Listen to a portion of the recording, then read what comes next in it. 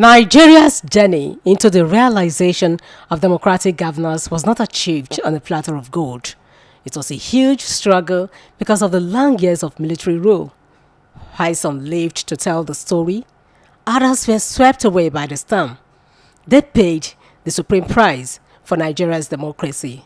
One of such people was Chief Moshood Kashimawo Olawale Abiola, MKO, the winner of the June 12, 1993 presidential election. The presidential election held in Nigeria on the 12th of June 1993 was the first after the 1983 military coup that ended the country's second republic. Many considered it as a watershed in the history of the country, as the votes were devoid of tribal and religious sentiment. Eligible Nigerians who were obviously tired of the military rule came out in their numbers to exercise their franchise using option A4, where voters had to queue behind their preferred candidate and be counted. At the end of the election, Chief MKO Abiola, who contested under the platform of the Social Democratic Party SDP, defeated Bashiru Tofa of the National Republican Convention (NRC). For this life, I for this problem, I for life, no work, no food, no house, no life. This small water, then they bring us so dirty, they pull am. This small money, they get now social transport, they chop am. School low, na headache, hospital, no work, I tire for life, oh. My brother, waiting you they think, oh. My sister, help don't come. SDP, MKO, Kingibe, action. MKO, Kingibe, SDP, progress. Abiola na the hope, SDP na the party to solve our problem and better our life, oh. MKO, MKO, MKO, action. Abiola, Abiola, Abiola, progress. Now him be the hope for better tomorrow. The winner of the election was never declared as the then military head of state, General Ibrahim Babangida, IBB, annulled the entire election, citing electoral irregularities. It is true that the presidential election was generally seen to be free, fair, and peaceful. However, there was in fact a huge array of electoral practices virtually in all the states of the Federation. The annulment led to protests and political unrest in the southwest region. It also led to the resignation of General Babangida on the 24th of September 1993 and the creation of what many described as a weak interim civilian government headed by Chief Ernest Shonekan, a prominent corporate executive from the southwest region, with General Sani Abacha, a confidant of Babangida, serving as a defense minister. On the 27th of November 1993, General Abacha toppled the interim government in a palace coup. He dissolved the legislature as well as the state and local government and replaced the elected civilian state governors with military officers. Sequel to the resignation of the former head of the interim national government and commander-in-chief of the armed forces, Chief Ernest Shonekan, and my subsequent appointment as head of state and commander-in-chief, I have had extensive consultations within the armed forces hierarchy and other well-meaning Nigerians in a bid to find solutions to the various political, economic, and social problems which have engulfed our beloved country and which have made life most difficult to the ordinary citizens of this nation. Chief Ernest Shonekan took over as head of state and commander-in-chief of the Nigerian Armed Forces at the most trying time in the history of our country. Politically, economically, and socially, there were lots of uncertainties. And as expected, MKO Abiola kicked and demanded for the restoration of his stolen mandate. Postponements and cancellations too. The country knows how busy and how otherwise occupied I've been all my life. Knowing fully well the misfortune of other distinguished Nigerians in the recent past, I made the wildest possible consultation and sought assurances that I would not be chasing shadows. These assurances were given in some cases from the highest level of government, I consulted the president himself, and he gave the assurance himself that this time around he was serious. I was therefore convinced that the commitment to civilian rule come August 27, 1993 was firm, settled, and irrevocable.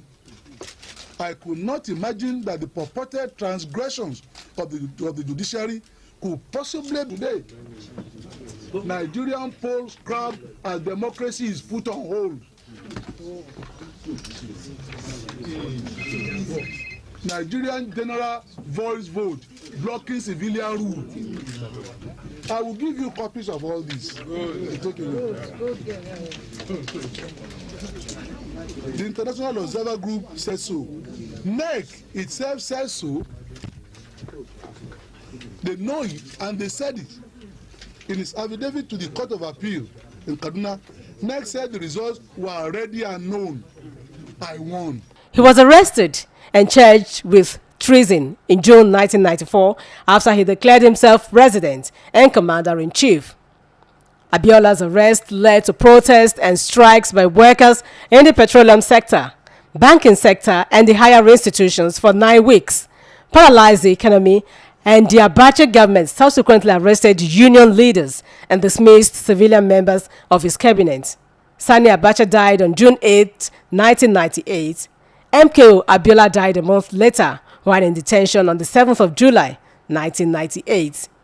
MKO Abiola did not die in vain, as former President Muhammadu Buhari in June 2018 directed that the nation's Democracy Day will henceforth be held on June 12, as against the initial May 29.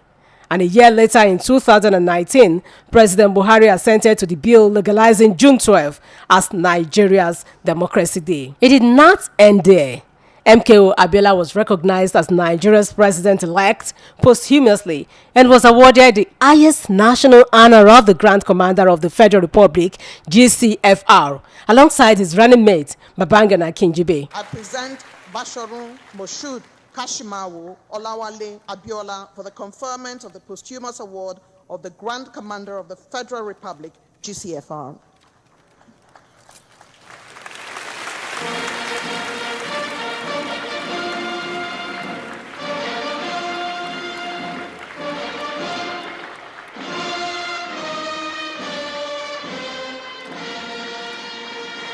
Former President Muhammadu Buhari said the recognition was aimed at settling national ills and reconciliation. Look at what he did. He went as far as Maiduguri to pick a Muslim. He was a Muslim. Babagana Kingibe is a Muslim from the north. But nobody talked about religion or that he was Yoruba and Babagana is Kanuri.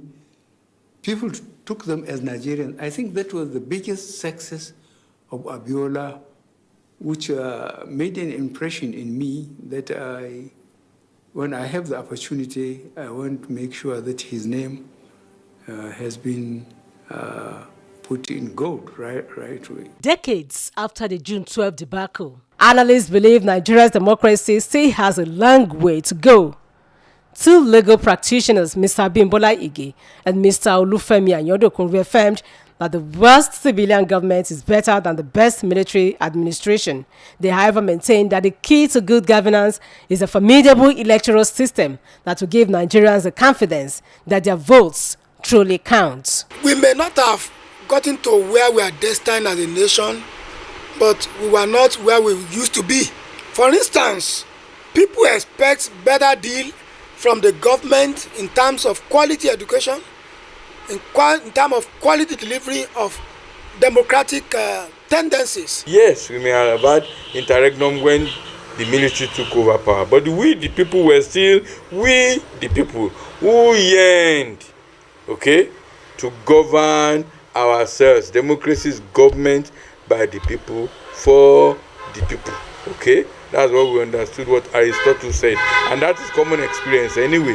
When people elect their leaders and they have a say in how they are governed, you tend to have peace in that type of climb. You tend to have economic development. You tend to have advancement. You tend to have progress. Okay? Because you see, you can call to question those who govern you. This we said you should do to rule over us as a councillor, as a member of House of Assembly, as a senator, as a representative of the people at Federal House of Representatives, as a governor, as the president or the vice president.